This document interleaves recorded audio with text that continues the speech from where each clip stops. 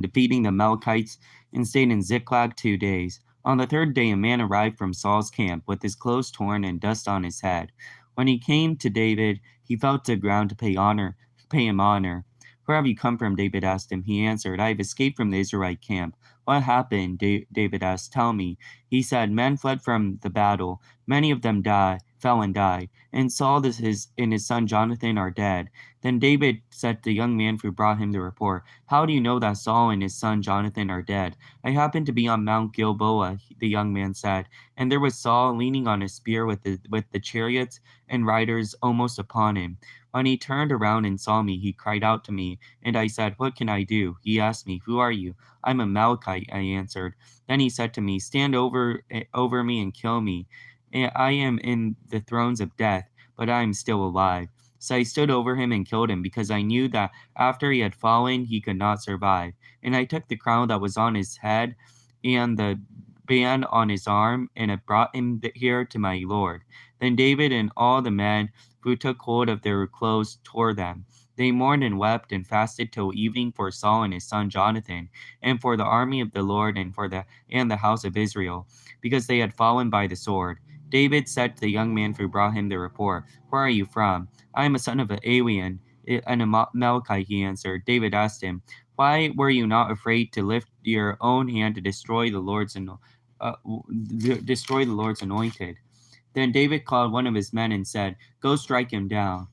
So he struck him down and he died. And David said to him, your blood be on your own head.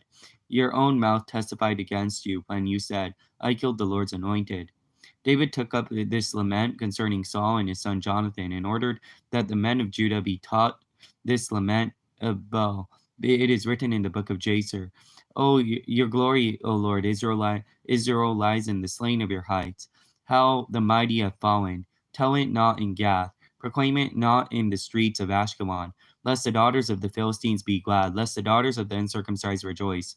O mountains of Gilboa, may you have neither dew nor rain, nor fields that yield offerings of grain. For there the shield of the mighty was defiled, the shield of Saul no longer rubbed with oil. From the blood of the slain, from the flesh of the mighty, the bow of Jonathan did not turn back. The sword of Saul did not return unsatisfied. Saul and Jonathan in life, they were low and gracious. In death they were not parted. They were swifter than eagles. They were stronger than lions. O daughters of Israel, weep for Saul, who clothed you in scarlet and finery, who adorned your garments with ornaments of gold. How the mighty have fallen in battle. Jonathan lies in your heights. I grieve for you, Jonathan, my brother. You are very dear to me. You love me. Your love for me was wonderful, more wonderful than that of woman.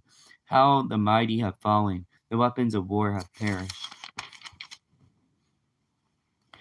サウルの死後、ダビデはアマレク人を打ち破って帰り、2日間チグラグに滞在した。3日目に突然、一人の男がサウルの陣営からやってきた。着物を裂き、頭には土をかぶっていた。彼はダビデのところに来ると、地にひれ伏して礼をした。ダビデは言った。どこから来たのか。彼はダビデに言った。イスラエルの陣営から逃れてきました。ダビデは彼に言った。状況はどうか話してくれ。すると彼は言った。民は戦場から逃げ、また民の多くは倒れて死に、サウルもその子ヨナタンも死にました。ダビデはその報告をもたらした若者に言った。サウルとその子ヨナタンが死んだことをどうして知ったのか。報告をもたらした若者は言った。私はたまたまギブア山にいましたが、ちょうどその時サウルは槍にもたれ、戦車と騎兵が後に押し迫っていました。サウルは振り返って、私を見て呼びました。私がはいと答えると、サウルは私に、お前は誰だと言いましたので、私はアマレク人ですと答えますと、サウルはさあ近寄って私を殺してくれ。まだ息があるのに、ひどい痙攣が起こったと言いました。そこで私は近寄ってあの方を殺しました。もう倒れて生き延びることはできないと分かったからです。私はその頭にあった王冠と腕についていた腕輪を取って、ここにあなた様のところに持って参りました。するとダビデは自分の子供を掴んで裂いた。そこにいた家来たちを皆そのようにした。彼らはサウルのため、その後ヨナタンのため、また主の民のため、イスラエルの家のために痛み、悲しんで泣き、夕方まで断食した。彼らが剣で倒れたからである。ダビデは自分に応募した若者に言った。お前はどこの者か。若者は答えた。私はアマレク人で在留異国人の子です。ダビデは言った。主に油注がれた方に手を下してこうするのを恐れなかったことはどうしたことか。ダビデは若者の一人を呼んでいった。近寄ってこれを撃て。それで彼を撃ち殺した。その時ダビデは言った。お前の血はお前の頭に降りかかれ。お前自身の口で、私は主に油注がれた方を殺したと言って証言したからである。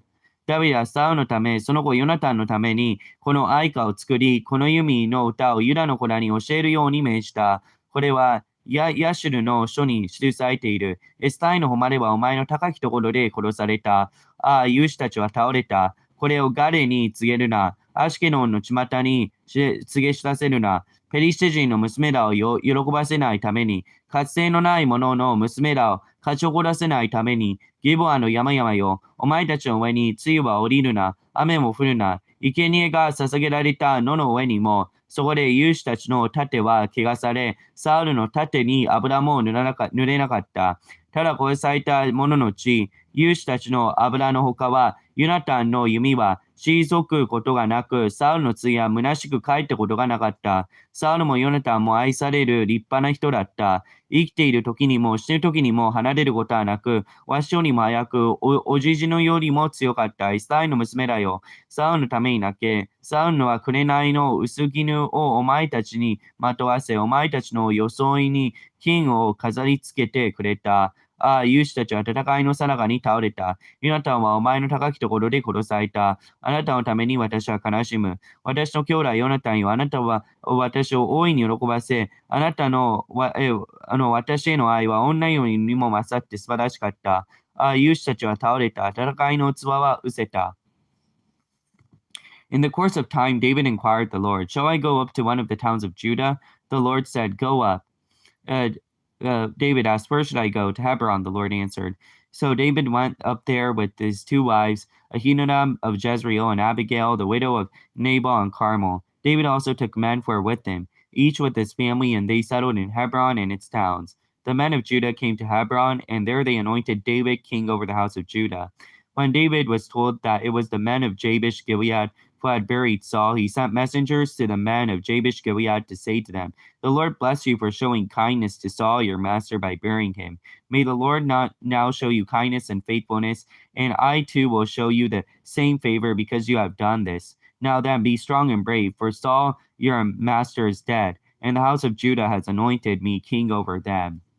その後、ダビデは主に伺っていった。ユダの一つの町を登っていくべきでしょうか。すると主は彼に登っていけと仰せられた。ダビデはどこへ登るのでしょうかと聞くと、主はヘブロンへと仰せられた。そこでダビデは二人の妻、イズレール人、アヒノアムとナバルの妻であったカルメル人のアビガエルと一緒にそこへ登っていった。ダビデは自分と共にいた人々をその家族と一緒に連れ登った。こうして彼らはヘブロンの町々に住んだ。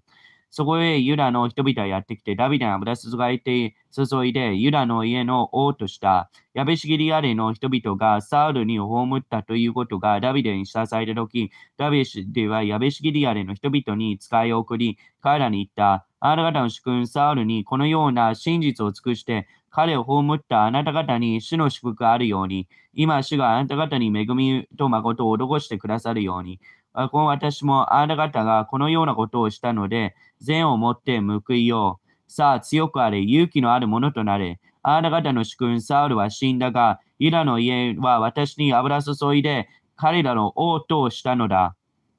Meanwhile, Abner, the son of Ner, the commander of Saul's army, had taken Ishboth, the son of Saul, and taught him over Mahinaim.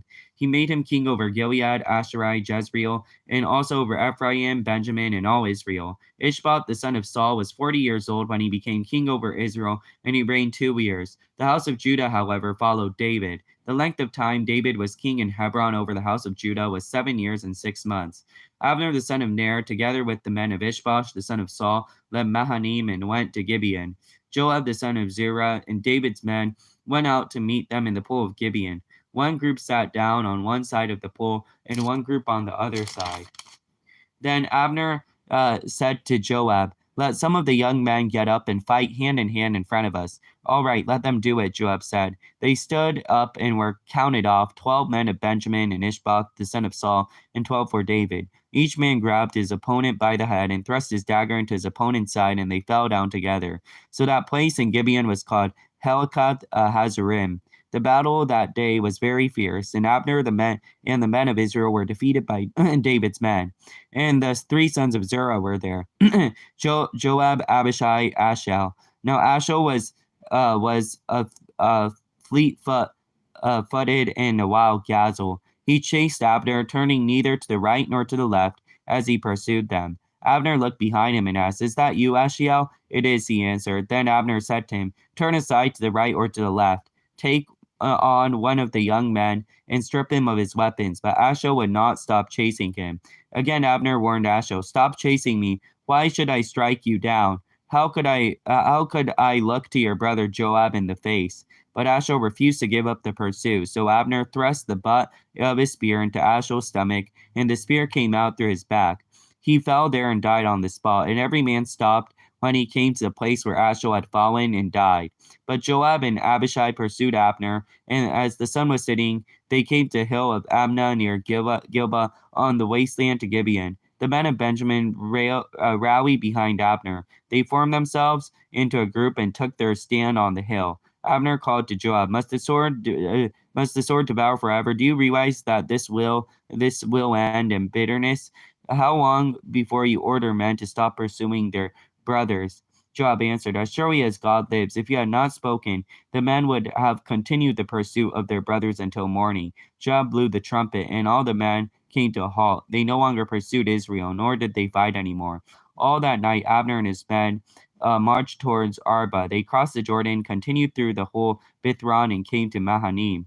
Then Joab returned from pursuing Abner and assembled all the men. Besides Ashiel, 19 of David's men were found missing. But David's men had killed 360 Benjamites who were with Abner. They took Ashiel and buried him in the father's town at Bethlehem. Then Joab and his men marched all night and arrived at Hebron by daybreak. 一方、サウの将軍であったネルの子アブネルは、サウの子イシュボテをマハナイムに連れて行き、彼をギリアレ、アシュル人、イスラエル、エフライム、ベンヤミン、全イスラエルの王とした。サウの子イシュボテは40歳でイスラエルの王となり、2年間王であった。ただ、ユダの家だけはダビデに従った。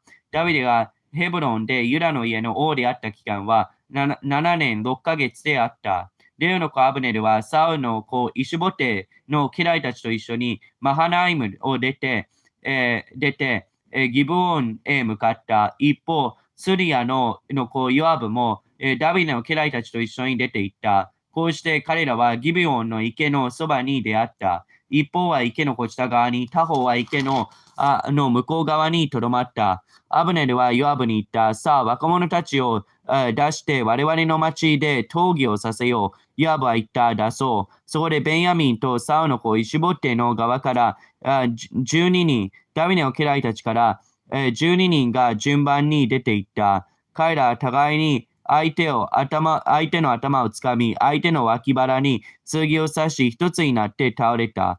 そこで、そのところは、ヘルカテ・ハツニムと呼ばれた。それはギブオンにある。その日、戦いは激しさを極め、アブネルとイスラエルの兵士たちはダビデの家来たちに打ち負かされた。そこに、ツルヤの3人の息子、ヨアブ、アビシャイ、アサエルが入り合わせた。アセールは野にいるかもしれないかも鹿のように足が速かった。アサエルはアブネルの後を追った。右にも左にもそれずにアブネルを追った。アブネルは振り向いていった。お前はアセールか？彼は答えた。そうだ。アブネルは彼に言った。右か左にそれて若者の一人を捕らえ、その者から剥ぎ取れ。しかし、アサエルはアブネルを追うのをやめず、他の方へ行こうともしなかった。アブネルは一度アサエルに言った。私を追うのをやめて他へ行け。なんでお前を地に打ち倒すことはできよう。どうしてお前の兄弟ヨアブに顔向けができよう。それでもアセールは他へ行こうとはしなかった。それでアブネルは槍の石突きで、彼の下腹を突き刺した。槍はアサエルを突き抜いた。アサエルはその場に倒れてそこで死んだ。アサエルは倒れて死んだ場所に来た者は皆立ち止まった。しかしヨアブとアビシャイはアブネルの後を追った。彼らがマーの丘に来たとき、太陽が沈んだ。マーはギブオンの荒野の道沿いにあるギビアの手前にあった。ベンヤミンはアブネルに従って集まり、一団となってそこの丘の頂上に立った。アブネルはヨアブに呼びかけていった。いつまでも剣を滅ぼしてもよいのか。その果てはひどいことになるのかを知らない。いつになったら兵士たちに自分の兄弟たちを追うのをやめて帰れと命じるつもりか。ヨアブは言った。神は生きておられる。もしお前が言い出さなかったなら、確かに兵士たちは明日の朝まで自分の兄弟たちを追うのをやめなかっただろう。ヨアブは角笛を吹いたので、兵士たちは皆立ち止まり、もうイスラエルの後を追わず、戦いもしなかった。アブネルの逃走部下たちは一晩中アラバを通って行き、ヨルダン川を渡り、午前中歩き続けてアハナイムに着いた。一方、ヨアブはアブネルを追うのをやめて帰った。兵士たちを全部集めてみると、ダビデの家来、19人とアサエルがいなかった。ダビデの家来たちはアブネルの部下であるベンヤミン人のうち360人を撃ち殺した。彼らはアサエルを運んでベツレヘムにある彼の父の墓を葬った。ヨアブとその部下たちは一晩中歩いて夜明け頃ヘブロンに着いた。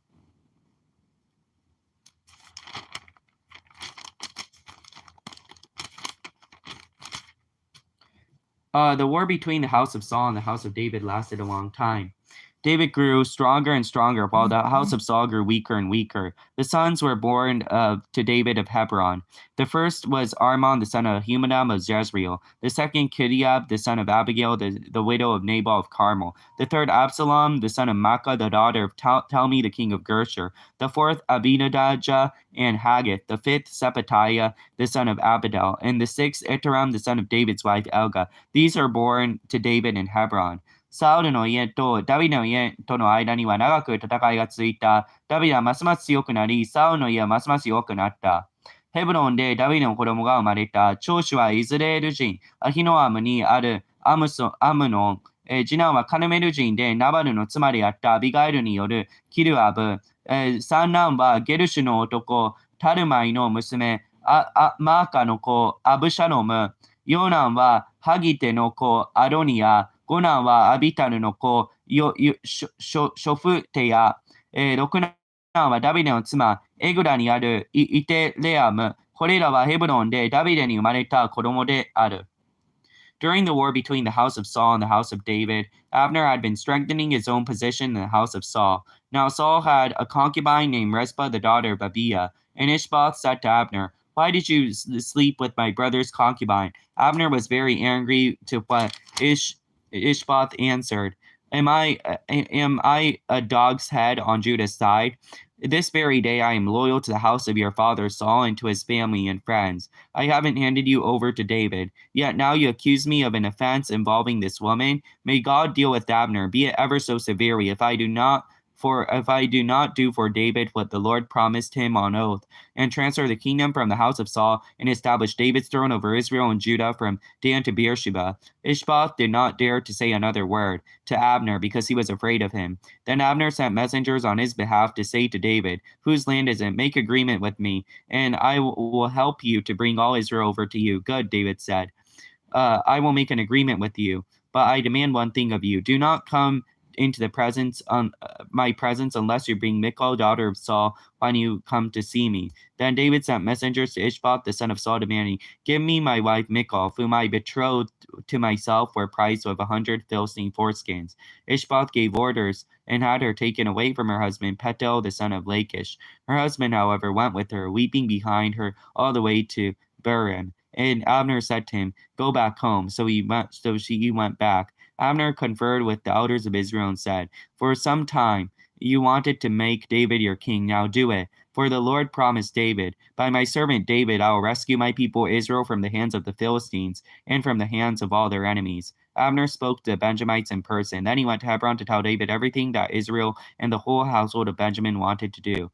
When Abner who had 20 men with him, came to David at Hebron. David prepared a feast for him and his men. Abner said to David, "Let me go out at once and assemble all Israel for my lord the king, so that they may make a compact with you, and that they may rule over all that your heart desires." So David sent Abner away, and he went in peace.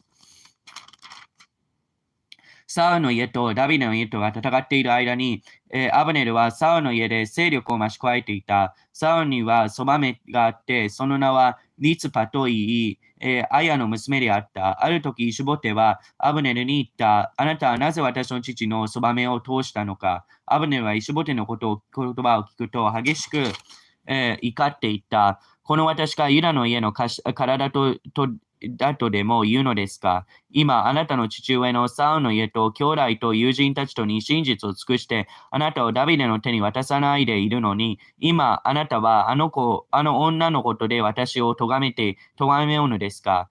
主はダビデに誓われた通りのことをもし私が、彼に果たさなかったなら、神がこのアブネルを幾重にも罰せられますように。サウルの家から王位を移し、ダビデの王座、ダビデからベールシバに至るイスラエルとユダの上に固く立っているということを、イシュボテはアブネルにもはや一言も返すことはできなかった。アブネルを襲ったからである。アブネルはダビデのところに使いをやって言わせた。この国は誰のものでしょう。私と契約を結んでください。そうすれば、私は全イスラエルをあなたに移すのに協力します。ダビデは言ったよし、あなたと契約を結ぼう。しかし、そこには一つの条件がある。というのは、あなたが私に会いに来るとき、まずサウルの娘、ミカルを連れてこなければ、あなたは私に会えないだろう。それからダビデはサウルの子、イシュボテに使いをやって言わせた。私がペリシテ人の羊の皮100を持ってめとった私の妻ミカルを返していただきたい。それでイシュボテは人をやり、彼女をその夫、ライシュの子、パルテイルから取り返した。その夫は泣きながら彼女について、バフリムまで来たが、アブネルがもう帰りなさいと言ったので、彼は帰った。アブネルはイスラエルの長老たちと話してこう言った。あなた方はかねてからダビデを自分たちの王とすることを願っていたが、今それをしない。主がダビデによって私のしもべダビデの手によって私は私の民イスラエルをペリシテ人の手およびすべての敵の手から救うと仰せられているからだ。アブネルはまたベンヤミンと自我に話し合ってからヘブロンにいるダビデのところに行き、イスラエルとベンヤミンの家全体とが望んでいることすべて耳に入れた。アブネルが20人の部下を連れてヘブロンのダビデのもとに来たとき、ダビデはアブネルとその部下の者たちのために祝宴を発した。アブネルはダビデに言った。私は全イスラエルを我が主、王のもとに集めに出かけます。そして彼らがあなたと契約を結び、あなたが望み通りに収められるようにしましょう。それでダビデはアブネルを送り下し、彼は安心して出て行った。Just then, David's men and Joab returned from a raid, and brought with them a great deal of plunder. But Abner was no longer with David in Hebron, because David had sent him away, and he had gone in peace. When Joab and all the soldiers with him arrived, he told that Abner son of Ner had come with the king, and the king had sent him away, and that he had gone in peace. So Joab went to the king and said, "What have you done? Look, Abner came to you. Why did you let him go? Now he is gone. You know Abner son of Ner. He came to deceive you and observe your movements and find out everything you are doing." So Joab left David and sent messengers after Abner, and they brought him back from the well of Sirah. But David did not know it. Now when Abner returned to Hebron, Joab took him aside to the gateway, as though to speak with him privately. And there, to avenge the blood of his brother Ashel, Joab stabbed him in the stomach, and he died.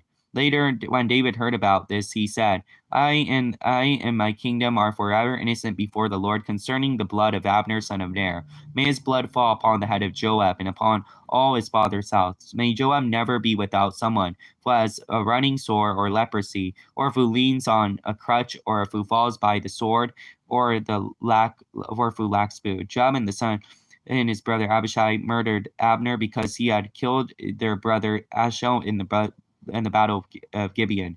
Then David said to Joab and all the people with him, "Tear your clothes and put on sackcloth and walk in mourning in front of Abner."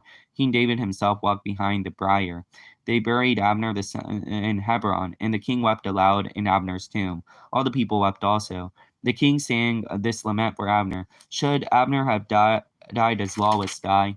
Your hands were not bound, your feet were not fettered. You fell as one falls before wicked men. And all the people wept over him. Then they all came and urged David to eat something while it was still day. But David took an oath, saying, May God deal with me, be it ever so severely, if I taste any bread or anything else before the sun sets. All the people took note and were pleased. Indeed, everything the king did pleased them. So on the next day, all the people and all Israel knew that the king had no part in the murder of Abner, son of Ner. Then the king said to his men, Do you not realize that a prince and a great man has fallen in Israel today? And today, though I am the anointed king, I am weak, and these sons of Zerah are too strong for me. May the Lord repay an evildoer according to his evil deeds. ちょうどそこへダビデの家来たちとヨアブが略奪から帰り、たくさんの分取り物を持ってきた。しかしその時、アブネルはヘブロンのダビデのもとにはいなかった。ダビデはアブネルを送り出し、もう彼は安心して出て行ったからである。